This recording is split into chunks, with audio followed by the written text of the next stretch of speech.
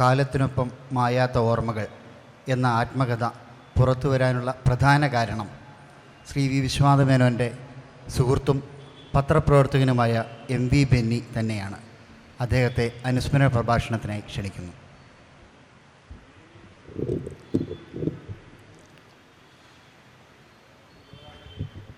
V വിശ്വനാഥമേനോൻ സഖാവിനെക്കുറിച്ച് എനിക്കുള്ള ഏറ്റവും കൗതുകമുള്ള ഓർമ്മ എറണാകുളം നഗരത്തിൽ ആദ്യമായും അവസാനമായും ഒരാൾ കമ്മ്യൂണിസ്റ്റ് പാർട്ടിയുടെ ചിഹ്നത്തിൽ മത്സരിച്ച് ജയിച്ചിട്ടുണ്ടെങ്കിൽ അത് വിശ്വനാഥമേനോൻ സഖാവ് മാത്രമാണ്. സാനുമാഷും സഭാഷുമ്പോഴൊക്കെ ജയിച്ചപ്പോൾ അവരുടെ ചിഹ്നം അതായിരുന്നില്ല. കാരണം എറണാകുളം നഗരത്തിൻ്റെ പ്രത്യേക അന്തരീക്ഷത്തിൽ കമ്മ്യൂണിസ്റ്റ് പാർട്ടിയുടെ ചിഹ്നം വെച്ച് മത്സരിച്ചാൽ വോട്ട് കിട്ടില്ല എന്ന് പരിപൂർണ ബോധ്യമുള്ളതുകൊണ്ട് അവരത് ഉപയോഗിച്ച് മത്സരിക്കാതിരിക്കുകയും ജയിക്കുകയും ചെയ്തു. വിശ്വനാഥമേനോൻ മാത്രമാണ് എറണാകുളം നഗരത്തിൽ ഈ പാർലമെൻറ്റ് സീറ്റിൽ അങ്ങനെ മത്സരിച്ച് ജയിച്ച ഒരേ ഒരു ആൾ. ഒരുപാട് അതുപോലുള്ള വിസ്മയകരമായ ചരിത്ര ദൗത്യങ്ങൾ അദ്ദേഹത്തിൻ്റെ ജീവിതത്തിലുണ്ട്. അത് മുഴുവൻ പറയാൻ തുടങ്ങിയാൽ ഒരവസാനമില്ലാത്തത്രയും പറയേണ്ടി വരും. എനിക്ക് അദ്ദേഹവുമായിട്ടുണ്ടായിരുന്ന വ്യക്തിപരമായൊരടുപ്പം ഞാൻ ഈ മാരായസ് കോളേജിൽ SFIയുടെ ചെയർമാനായിരുന്ന കാലത്ത്, അന്ന് ഇത്രയും വലിയ സൗകര്യങ്ങളൊന്നുമുള്ള പാർട്ടിയല്ല, ഇത്രയും വലിയ ആൾബലമോ സംഘടനാ ബലമോ പണബലമോ ഒന്നും പാർട്ടിക്കില്ല. ഈ ലെനിൻ സെൻറ്ററും ഒന്നും ഉണ്ടായിട്ടില്ല. വളരെ പരിമിതമായ സാഹചര്യത്തിൽ പാർട്ടി മെമ്പർമാർ ഉള്ളവർ ദൃഢതയുള്ളവരായിരുന്നു, പക്ഷെ അവരുടെ എണ്ണം കുറവായിരുന്നു. അങ്ങനെയൊക്കെ ഉള്ള സന്ദർഭത്തിൽ ഏത് ഒരു സ്പാർക്കുള്ള ചെറുപ്പക്കാരനെ കണ്ടാലും അയാളെ പാർട്ടിയിലേക്ക് കൊണ്ടുവന്ന് പാർട്ടിക്ക് മുതൽക്കൂട്ടാക്കാൻ കഴിയുമോ എന്ന് ആ പഴയ തലമുറ ആലോചിച്ചിരുന്നു. അല്പം സ്പാർക്കുള്ള ഒരാളെ കണ്ടാൽ കഴിയുന്നത്ര അകത്ത് കയറ്റാതിരിക്കാൻ ജാഗ്രതപ്പെടുന്ന കാലമായിരുന്നില്ല അത്. അതുകൊണ്ട് വളരെ സൗഹൃദത്തിലും സ്നേഹത്തോടും അവരിടപെടുകയും സംസാരിക്കുകയും ചെയ്യുമായിരുന്നു. ആ കാര്യത്തിൽ ഞങ്ങളൊക്കെ തമ്മിൽ എത്രയോ പ്രായവ്യത്യാസമുണ്ട്. പക്ഷേ എപ്പോഴും ഒരു അനിയനെ കാണുന്നത് പോലെ കണ്ട് അദ്ദേഹം വളരെ സ്നേഹപൂർവ്വം സംസാരിക്കും.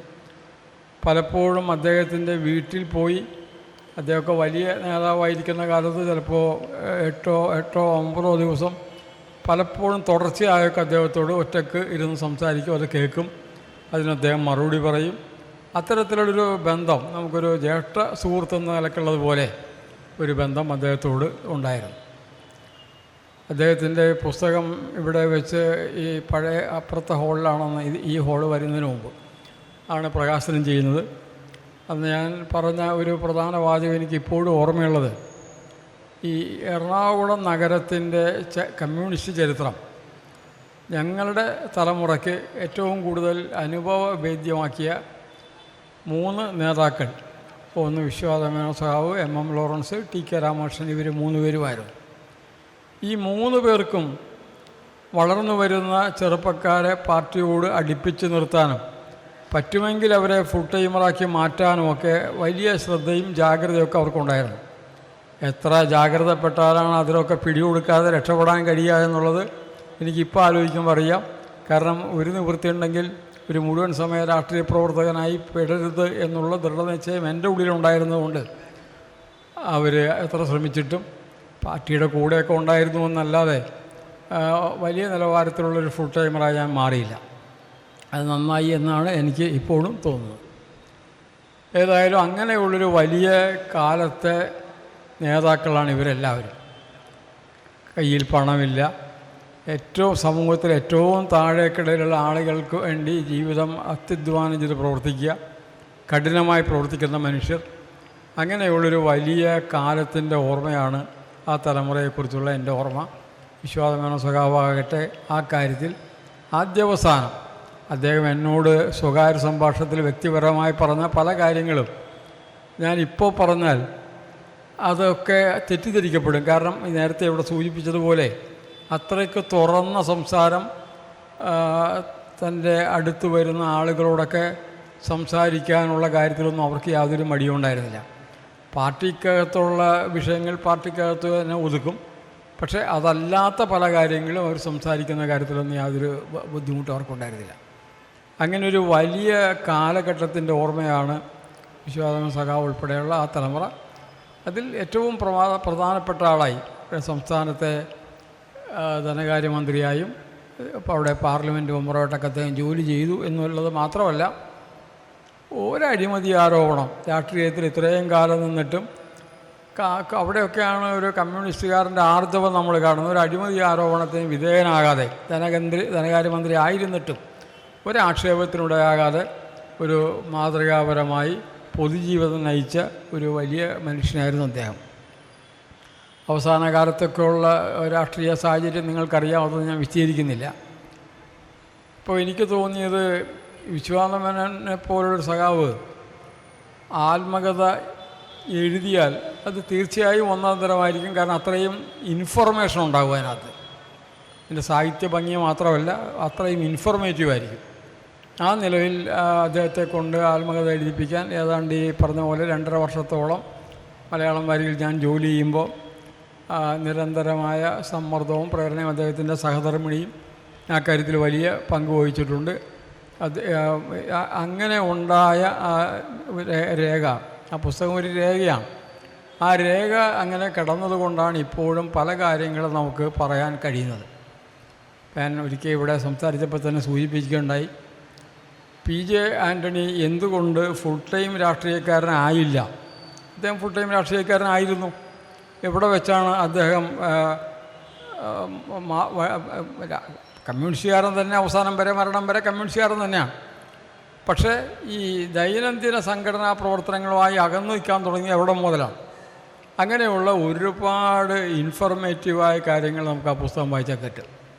അതൊക്കെ സ്വാഭാവികമായിട്ടും വലിയ രീതിയിൽ കേരളീയ സമൂഹം മനസ്സിലാക്കിയിരിക്കേണ്ടതാണ്. ഇപ്പോൾ ഉള്ള വലിയ പ്രശ്നം എന്താണെന്ന് വെച്ചാൽ 5 കൊല്ലം മുമ്പുള്ള കേരള ചരിത്രമോ മാർക്സിസ്റ്റ് ചരിത്രമോ മാർക്സിസ്റ്റ് പാർട്ടിയുടെ ചരിത്രമോ അറിയാത്ത കുട്ടികളാണ് ഇപ്പോൾ ഈ സംസാരിക്കാൻ തുടങ്ങുന്നത്.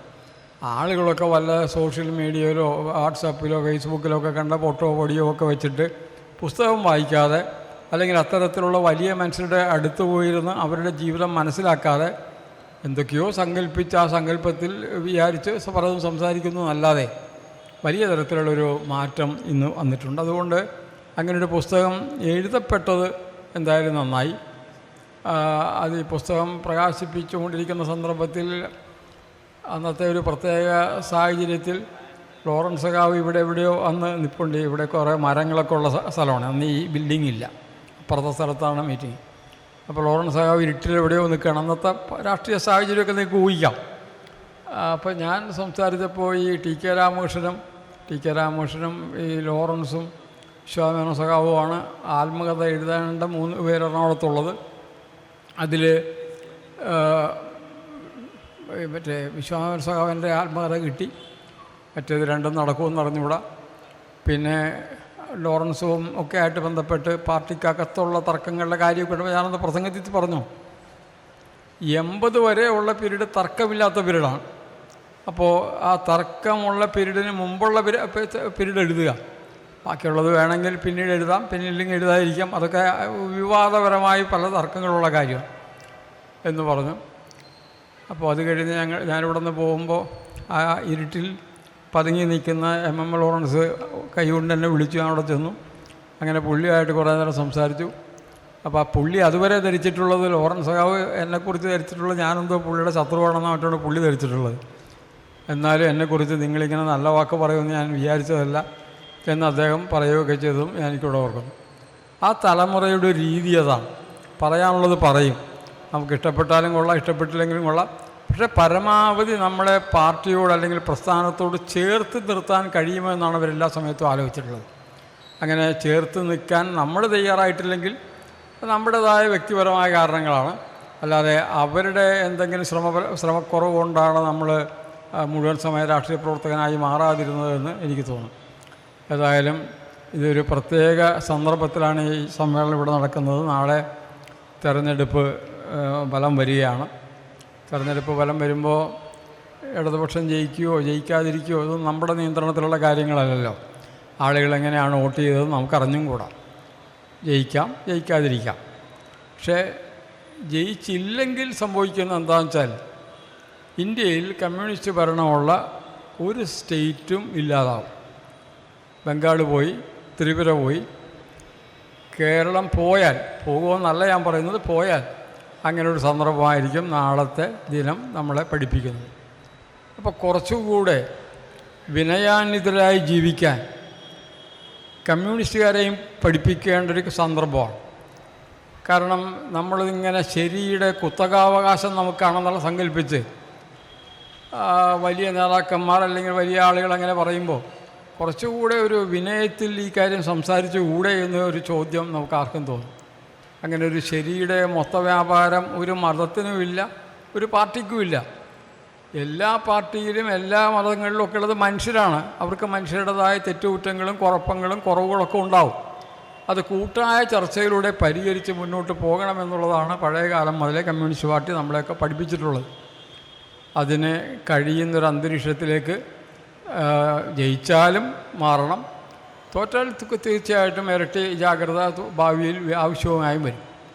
അതായാലും ഇവിടെ ഹരാരിയുടെ ഭാഗങ്ങൾ പലതും സംസാരിച്ച സുഹൃത്ത് ഉദ്ധരിച്ചപ്പോൾ എനിക്ക് ഒരു കാര്യം ഹരാരിയുടെ കൂടെ പറയാനുള്ളത് ഇവിടെ തോന്നുന്നത്,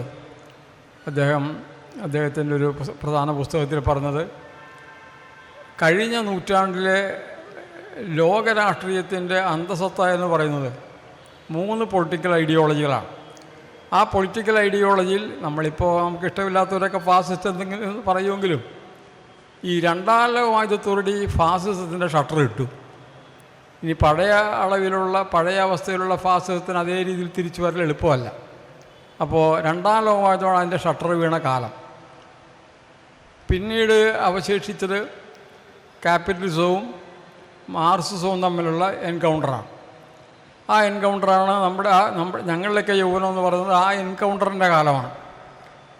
പക്ഷേ റഷ്യയുടെ തകർച്ചയോടുകൂടി അല്ലെങ്കിൽ റഷ്യൻ കമ്മ്യൂണിസ്റ്റ് പാർട്ടിയുടെ ആ പതനത്തോടുകൂടി അവിടുത്തെ അന്തരീക്ഷം മാറിയതോടുകൂടി മാർക്സിസ്റ്റ് ഐഡിയോളജിക്കും ഷട്ടറിട്ടു എന്ന് ഹരാരി പറയുമ്പോൾ നമ്മുടെ പോലുള്ള കേരളീയർക്ക് ബുദ്ധിമുട്ടാണെങ്കിയിരിക്കാൻ.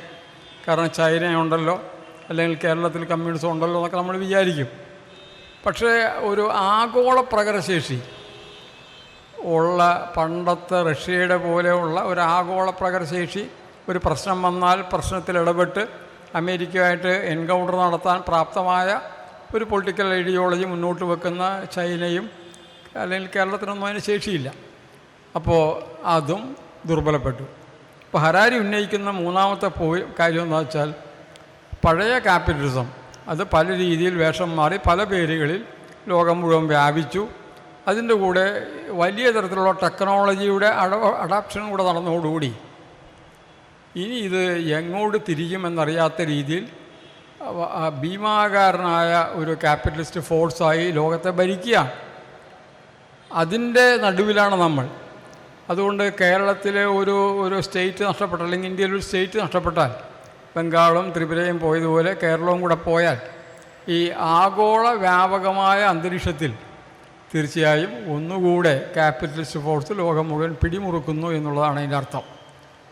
അങ്ങനെ ആലോചിച്ചാൽ തീർച്ചയായും ഇതിൻ്റെ ഭാവി മാർക്സിസത്തിൻ്റെ ഭാവിയല്ല, ഈ ലോക രാഷ്ട്രീയത്തിൻ്റെ ഭാവി അതേതൊക്കെ ദിശയിലേക്ക് തിരിയും, അതിൻ്റെ കട്ടനട്ടങ്ങൾ അനുഭവിക്കേണ്ടി വരുന്നത് ഏതൊക്കെ വിഭാഗങ്ങളായിരിക്കും, ഏതൊക്കെ തരം മനുഷ്യജീവികളായിരിക്കും എന്നുള്ളതൊക്കെ വലിയ പഠനം ആവശ്യമായ വിഷയമാണ്. ആ നിലയിലുള്ള പഠനങ്ങളൊക്കെ ലോകത്ത് പലയിടത്തും നടക്കുന്നുണ്ട്. നമ്മുടെയൊക്കെ പ്രശ്നം, നമ്മുടെയൊക്കെ ആകെ ചിന്ത ഇപ്പോൾ കാലത്ത് എഴുന്നേറ്റാൽ സോഷ്യൽ മീഡിയ ആണെങ്കിൽ ഫേസ്ബുക്ക് ആണെങ്കിലും വാട്സപ്പ് ആണെങ്കിലും എല്ലായിടത്തും വായിച്ചാൽ ആകെ ഇന്ത്യയിലും ലോകത്തും രണ്ട് വിഷയങ്ങൾ അല്ലെങ്കിൽ കേരളത്തിലും രണ്ട് വിഷയങ്ങളൊന്ന് ജാതിയും മതവുമാണ്. ഈ ജാതിയും മതവും മാത്രം തലക്കടിച്ച് ഭ്രാന്തായിപ്പോയ ജനതയാണ് യഥാർത്ഥത്തിൽ. ആ അവസ്ഥയിൽ നിന്ന് നമ്മുടെ തെറ്റുകുറ്റങ്ങൾ കണ്ടെത്തി അത് തിരുത്തി കൊണ്ടുവരാനും അതോടൊപ്പം എവിടെയൊക്കെയാണോ ഫൈറ്റ് ചെയ്യേണ്ടി വരുന്നത്, ജനങ്ങൾക്ക് നീതിപൂർവ്വം ജീവിക്കാനുള്ളൊരു അവസരത്തിന് വേണ്ടി എവിടെയൊക്കെ ഫൈറ്റ് ചെയ്യേണ്ടതാണ് അവിടെയൊക്കെ നമ്മളെ കഴിയുന്ന രീതിയിൽ ഫൈറ്റ് ചെയ്യാനുമൊക്കെ തയ്യാറാകുന്നൊരു അന്തരീക്ഷത്തിൽ മാത്രമേ നമ്മുടെ പൊളിറ്റിക്കൽ ഐഡിയോളജിയുടെ സാധ്യത ഉണ്ടെന്ന് പറയാൻ പറ്റുള്ളൂ.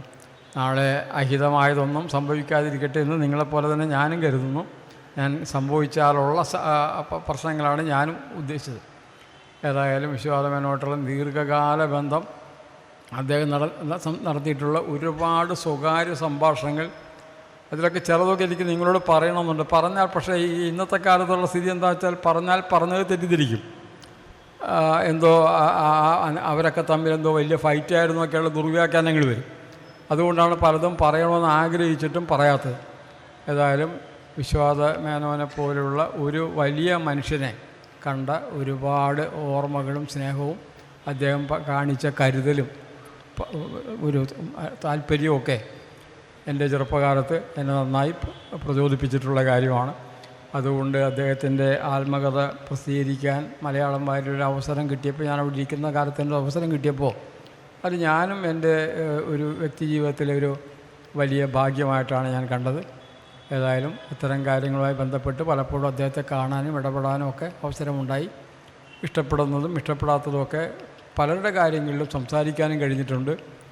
ഏതായാലും അദ്ദേഹത്തിൻ്റെ ഓർമ്മയ്ക്ക് മുന്നിൽ ശിരസ്സ് നമിച്ചുകൊണ്ട് ഞാൻ എൻ്റെ വാക്കുകൾ അവസാനിപ്പിക്കുന്നു. വിനീത നമസ്കാരം.